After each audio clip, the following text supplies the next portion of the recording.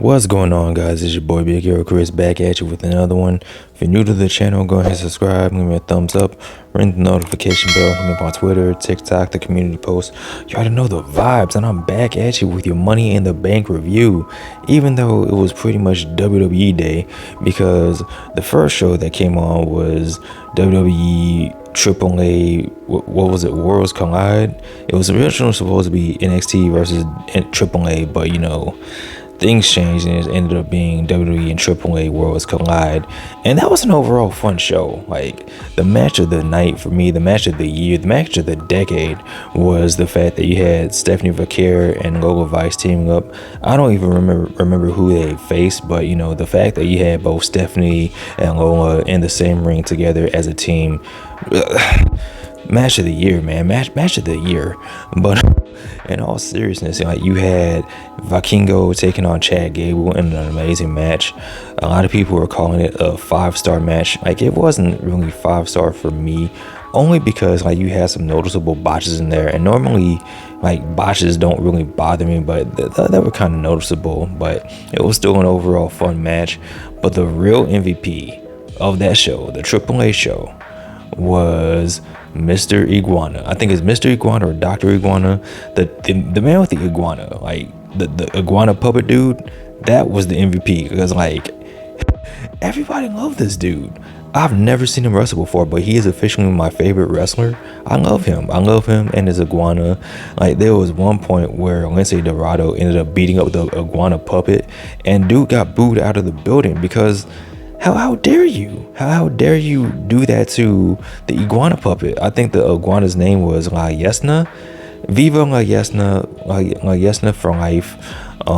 Dr. Iguana for life, man. We love you. I love you. You are the greatest. You should be in the Hall of Fame just because you're just awesome. But yeah, man, the AAA show was awesome. It was an overall fun show. Like, it was even so good that it made Legado del Fantasma look good. And I thought that they were going to lose their match, and they ended up winning. And I'm like, that's pretty cool. But we fast forward from this, and we go to Money in the Bank. Because, like, originally Money in the Bank was a 4-match card. But, I think his name is Octagon Jr., He was in a trios match, and then after the match, Dominik Mysterio pulled up, and he said that he's the greatest luchador of all time. He's the greatest Mysterio of all time. You know, his typical stick. And then him and Octagon Jr. ended up getting into a fight. And then Dominik said he was going to put his Intercontinental Championship on the line at Money in the Bank. And it was an overall fun match. It was good. The thing about the match was that the fact that you can tell that this wasn't the same crowd from the AAA show, because that crowd was really into the luchadors and everything, whereas the Money in the Bank crowd was more into the WWE guys. Like, Dominik Mysterio was being treated like the greatest of all time. Like, he was being welcomed, like he's offering free chicken tenders to the entire crowd, and the crowd was really into him, and they weren't really into Octagon Jr. like that. But it's all good. Like, the match was okay. It was fine for what it was worth. Dominik ended up getting the win. Like, Liv Morgan was on at ringside, and she was causing distraction, but she ended up helping Dominik get the win.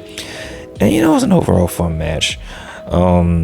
We have a new Women's Intercontinental Champion in Becky Lynch. That's another prediction I got right. Good for me. 10 points for Hufflepuff. And this was actually like a really good match. Like, but that's not really surprising because they have really great chemistry. And one thing I will say about this Becky Lynch Lyra Valkyria match, or this Becky Lynch Lyra Valkyria feud, is the fact that you're seeing more of Lyra's personality. Like, you know that Lyra's a good wrestler, but you don't really see much of her personality. That was until, you know, she started feuding with Becky Lynch. You started seeing her as more of a character, and I really appreciate that. But Becky Lynch is the new Women's Intercontinental Champion. She cheated. She is a cheater, pumpkin eater. And then after the match, she made Lyra raise her hand, and that was pretty funny. Speaking of the women, we have the first of the Money in the Bank women's matches. This was between Naomi, Stephanie Vaquer, who wrestled like 40 times in 24 hours according to the commentary or something like that. Giulia, Roxanne Perez, Alexa Bliss, and Rhea Ripley. And this was a fun opener. It was a good match. The crowd is really into Stephanie Vaquer. Like, whenever she does the devil's kiss, like, they do the Booker T, and it's just getting over organically, and the crowd is really into it. And Stephanie is awesome, and we all love Stephanie for obvious reasons, because we're all dirty, perverted people. But on top of that, she's really good. She's a really good wrestler, and she just has the aura, as the kids say. But another prediction I got right: Naomi is Miss Money in the Bank. Good job, Naomi. I'm proud of her. I'm happy for her. And now it's like, who did she cash in on? And with this women's Money in the Bank, normally these don't last long. Like, normally they either cash in the day of, or maybe like 2 days later or whatever. But this is a cash in that I can see like really being drawn out for a while. Unlike the men's Money in the Bank, like, I can see that happening pretty soon. But as far as Naomi, cashing in her briefcase, I can see that being stretched out for a little bit, and that's pretty cool, because normally you really don't see women's Money in the Bank briefcase holders hold on to that briefcase for very long. So, Speaking of the men, though, we have the men's Money in the Bank contest. Seth Rollins, Pentagon, El Grande, Americano, LA Knight, Solo Sikoa, who else? Who do I say? LA Knight. It was 6 motherfuckers, and I can't think of anybody. I'm kind of drunk right now, but it was a good match. Like, it was good. Like, it started off with everyone wanting to beat up Seth Rollins because of the fact that Seth Rollins and his group has been terrorizing the Money in the Bank participants. So they got a little get back on him, and then they ended up beating up Solo Sikoa as well, and that was pretty funny because Solo Sikoa is underrated and he's very funny. Like, the fact that he's moved on from being a Roman Reigns ripoff to just being him and just being charismatic and just being a funny mob boss, I like that. I like that character change. I like that character shift from Solo Sikoa. Speaking of Solo Sikoa, man, you had Jacob Fatu pull up because Seth Rollins and his boys, Braun Breaker and Bronson Reed, they pulled up because Seth Rollins was getting his ass beat and he couldn't get up the ladder to retrieve the briefcase. So Seth was like, "Come on, help me, come on out, boys!" And the boys came out and they started raining terror on everybody. So that's when Jacob Fatu and JC Mateo pulled up. And what was interesting about this was, like, you had JC and Jacob just started whooping people's asses.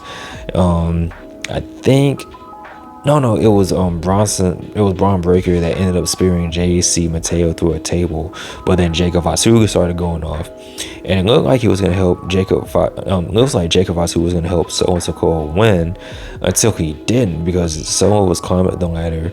Jacob grabbed his legs and he stopped Solo from climbing the ladder, and he finally said the magic words we've been waiting for a long time: "I hate you, Solo." And then Jacob started whooping up on Solo Sikoa, because WWE did that thing where, the villain is talking about how, the person they're playing is really stupid and blah, blah, blah. And the person they're playing ended up hearing it. In this case, it ended up being Jacob Fatu overhearing what Solo Sikoa was saying about him. So that led to the face turn. And now, finally, Jacob Fatu is a face because he's over. The people love him. They're chanting Fatu. He's awesome. His all gas, no brakes with it catchphrase is getting over. And I'm surprised that they haven't made Yada Da Mean shirts, but I'm pretty sure that's coming soon. So with all the shenanigans and chaos taking place, Seth Rollins ended up winning the Money in the Bank briefcase due to the help from Braun and Bronson. And like I said, I can see Seth Rollins cashing in on Jay this Monday, because Jay has been banged up. He's been running himself thin, and he's going to be wrestling Gunther, defending his World Heavyweight Championship this Monday on Monday Night Raw. So I can kind of see Seth pulling up and, putting the beat down on Jay and becoming the new World Heavyweight Champion. So speaking of Jey Uso, we go to our main event, the tag team match, which originally I thought was going to be a triple threat tag team match, but I guess Travis Scott, that was a no-go, so it just ended up being a regular tag team match. You have Jey Uso and Cody Rhodes taking on the team of John Cena and Logan Paul, the unlikely duo.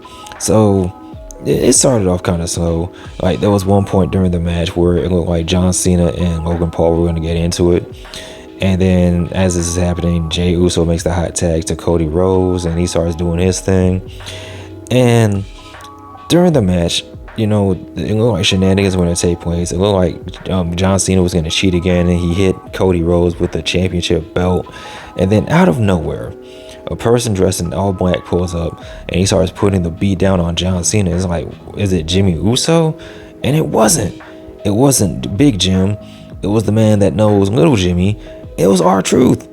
Now, if you've been paying attention to wrestling news lately, you know that R-Truth was released from his contract. Like, they opted not to re-sign him, and people were upset by this. Wrestlers, fans, we were all upset by this. And I don't know if we got worked. I don't know if we got duped or we got flim-flammed or hoo-hooed, but it's looking like the WWE worked us, and R-Truth is back. He's going by Ron Killings now. And he ended up helping Jey and Cody win the match. And R-Truth is back. And I'm happy about this. I don't care if I got worked. I mean, that's kind of the point of wrestling. But, you know, it is what it is. So overall, Money in the Bank, it was an okay show. It was fun. We have this surprising return of R-Truth. We have Seth Rollins and Naomi as Money in the Bank winners. So, you know, I'm not mad at this at all. But with that being said, guys, what did you think of Money in the Bank? Let me know in the comment section below. Of course, as always, like, comment, and subscribe. You guys take care. Peace. I'm out. Peace.